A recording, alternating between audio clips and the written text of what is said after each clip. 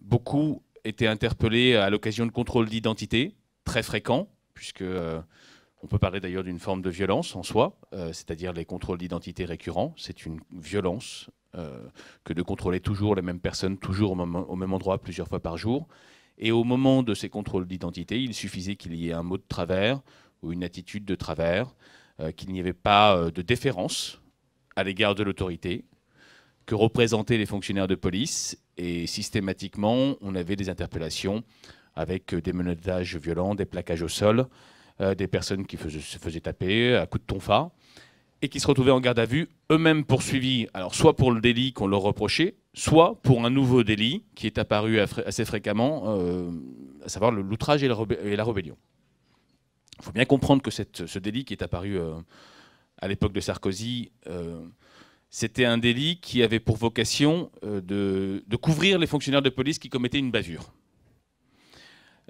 Pourquoi ? Parce que quand il y avait une bavure, eh bien, le fonctionnaire de police ne voulait pas rendre de compte auprès de l'autorité pour être lui-même poursuivi pour des violences qu'il avait commises sur la personne qui était interpellée. Et donc, on a inventé ce délit qui, dans la pratique, a été utilisé par les fonctionnaires de police pour poursuivre les personnes, même lorsqu'ils n'avaient strictement rien fait, aucune infraction, rien, mais qui avaient été victimes finalement des violences policières.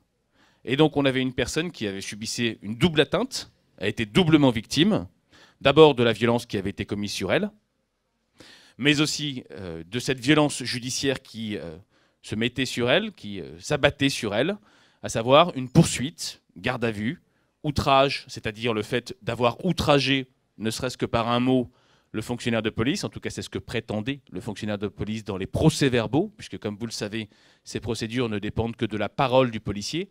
Je parlerai souvent de la parole du policier parce que c'est extrêmement important dans le cadre des violences policières quand j'en viendrai au traitement judiciaire de ces violences. Donc outrage ou rébellion, c'est-à-dire le simple fait d'avoir commis un geste au moment où il était interpellé, retourné, menotté, simplement un geste de résistance. Mais souvent les gestes de résistance, vous savez, quand vous ne vous attendez pas à être interpellé parce que vous n'avez rien fait, c'est juste un mécanisme, un automatisme, parce que vous ne comprenez pas pourquoi vous êtes interpellé. Et donc, on vous colle une outrage et rébellion, on vous place en garde à vue pendant 48 heures.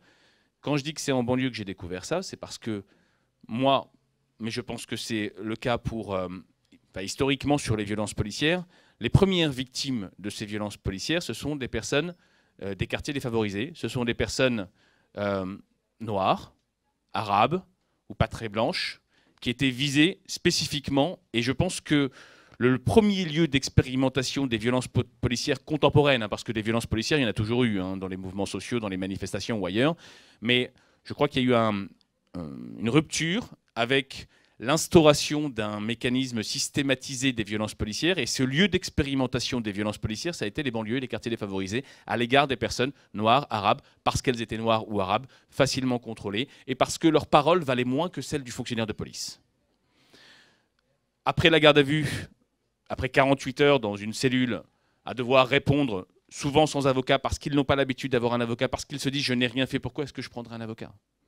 Eh bien, on se retrouve devant un tribunal en comparution immédiate. Je vous parlerai souvent des comparutions immédiates parce que c'est aussi un outil du traitement judiciaire permettant d'éviter à l'institution judiciaire d'avoir à rendre des comptes.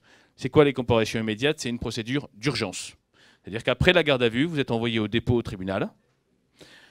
On vous défère devant un procureur de la République qui vous signifie que vous allez passer devant un juge dans la journée ou le lendemain, avec un avocat qui va vous voir pendant 5 à 10 minutes, avec un dossier contre lequel on ne peut pas vraiment faire quoi que ce soit, parce que trouver des preuves, des témoignages, à l'époque où il n'y avait pas encore la vidéo, et là aussi je vous dirais à quel point la vidéo a transformé le champ des violences policières, même si ce champ s'est étendu. Toujours est-il qu'à cette époque-là, on ne pouvait pas faire grand-chose par rapport à la parole qui figurait dans le procès-verbal du policier, qui disait « cette personne-là m'a outragé, m'a dit telle ou telle chose », ou bien « cette personne-là a commis un acte de rébellion ». On se retrouvait devant le tribunal et nous, petits avocats commis d'office que nous étions, eh bien, on ne pouvait pas faire grand-chose, sauf éventuellement plaider sur des vices de procédure ou plaider sur l'absence de preuves, mais systématiquement, on voyait des tribunaux qui condamnaient des personnes qui avaient été elles-mêmes victimes de violences policières, quelquefois, trop souvent malheureusement, à des peines d'emprisonnement. On a donc une personne qui se retrouve en prison avec un mandat de dépôt parce qu'en comparution immédiate à l'époque, toujours d'ailleurs, c'est malheureusement trop souvent le cas. Des personnes sont systématiquement renvoyées juste après avoir été jugées en détention provisoire ou en détention tout court. Alors il y a une frustration qui naît, peut-être pas chez tous les avocats, mais en tout cas chez moi, il y a une frustration réelle qui est née à ce moment-là parce que je me rendais compte qu'il y avait une injustice profonde qui avait été commise sur une personne qui soit n'avait rien fait, soit avait fait quelque chose, mais qui n'avait strictement rien à voir avec les violences qui avaient été commises sur elle, et qui se retrouvait en détention. Et on sentait bien que les policiers, que les procès-verbaux ne correspondaient pas à la réalité, parce qu'on avait quand même quelques témoignages. On avait les copains qui venaient et qui nous disaient « mais bon, il n'a rien fait, il s'est juste fait contrôler, il a dit un mot, ou bien il n'a pas voulu suivre les policiers, donc il se retrouve en détention ». Une vraie frustration. Et puis il y a eu un moment où c'était à Tremblay en France. Je défendais pas mal de gens de Tremblay en France à l'époque. Et je ne sais pas si vous vous souvenez, c'était à l'époque où Sarkozy et Péchenard avaient montré une politique sécuritaire très, très importante. Et à Tremblay en France, il y avait eu ce qu'on peut appeler une émeute, ce qu'eux appellent une émeute urbaine, à la suite d'une énorme interpellation dans le cadre d'un trafic de stupes. Il y avait eu également des bus qui avaient été brûlés, caillassés. Il y avait eu une colère qui s'était exprimée dans la ville qui à cette époque-là reposait beaucoup, dont le tissu économique reposait beaucoup sur le trafic de stupes. Et beaucoup de gens interpellés. Il y avait eu une descente importante de fonctionnaires de police. Beaucoup de jeunes qui n'avaient strictement rien à voir, en revanche, avec le trafic de stupes, et qui se retrouvaient tabassés. Il y avait une vraie carte blanche qui avait été donnée aux fonctionnaires de police, tabassés. Et puis c'est la première fois que j'ai eu mon premier dossier. C'est mon premier dossier de flashball. Donc à l'époque déjà, on utilisait les flashballs et j'avais eu un jeune homme dont la mère était venue me voir. Il m'avait dit voilà, il est à l'hôpital psychiatrique parce qu'il vient de faire une tentative de suicide après avoir été victime d'un flashball. Il avait eu le visage complètement éclaté à cause de la réception d'une balle de flashball. Et il avait subi un choc psychologique à la suite de la réception de ce flashball. Et j'ai essayé de le défendre. Et là, je me rendais compte que, même en déposant plainte, il n'y avait pas de réactivité de l'institution judiciaire. Qu'il n'y avait pas d'enquête qui s'ouvrait. Qu'au contraire, on essayait même de lui reprocher des choses parce qu'il avait déposé plainte. Finalement, une forme de rétorsion. Et je me suis rendu compte qu'avec tout, il y avait pas mal de gens qui sont venus me voir à ce moment-là, beaucoup de jeunes de Tremblay en France, qui avaient appris qu'on pouvait, parce qu'ils ne savaient même pas, hein, ils ne se doutaient même pas qu'on pouvait déposer plainte contre les fonctionnaires de police.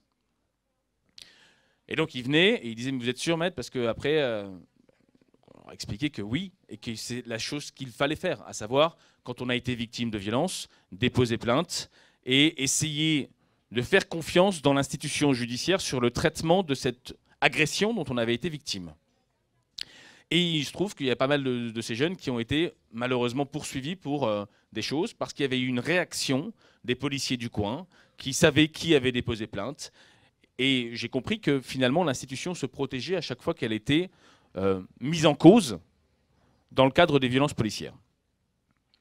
Ça c'est l'épisode banlieue, mais c'est un épisode où j'ai pu vérifier, voir que le mécanisme de la violence policière commençait à faire l'objet d'une expérimentation, notamment avec le traitement judiciaire, notamment avec les outrages et rébellions. Et puis j'ai eu une autre expérience, c'est les violences policières dans le cadre des mouvements sociaux cette fois.